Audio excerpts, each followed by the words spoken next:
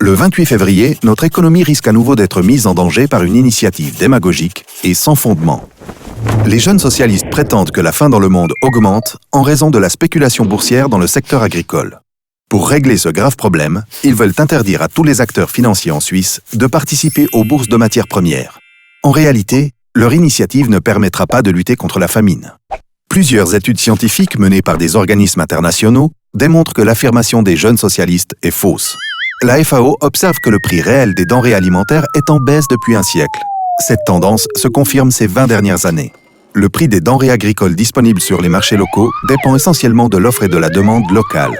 Il est, depuis toujours, fluctuant. Une météo capricieuse, une instabilité politique ou de mauvaises récoltes, d'un coup, l'offre et la demande sont déséquilibrées et les prix varient.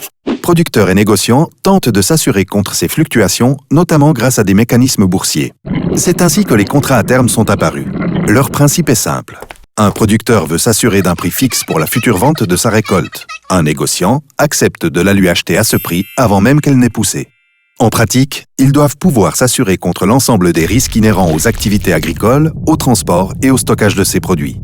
C'est ainsi que d'autres acteurs financiers rentrent en scène, les banques et les fonds d'investissement. Sans eux, aucune couverture des risques ne serait possible. D'autres études affirment que les investissements financiers ont plutôt tendance à atténuer et à stabiliser les prix des matières premières. La Suisse dispose d'une tradition séculaire dans le négoce des matières premières.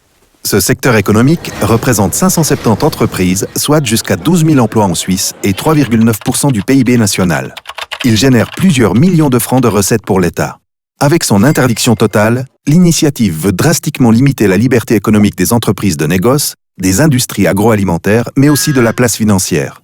Pour réguler et contrôler toutes ces transactions, il faudra mettre en place une nouvelle structure étatique lourde, financée par nos impôts. Celle-ci devra examiner tous les contrats à terme, achetés ou vendus par des entreprises suisses, pour déterminer qu'il s'agit bien d'une activité de couverture des risques ou pas. Dans un contexte déjà difficile, les entreprises se tourneraient vers des sites plus accueillants et créeraient des emplois à l'étranger. Et tout cela sans produire le moindre effet dans la lutte contre la faim dans le monde. Non à l'initiative des jeunes socialistes,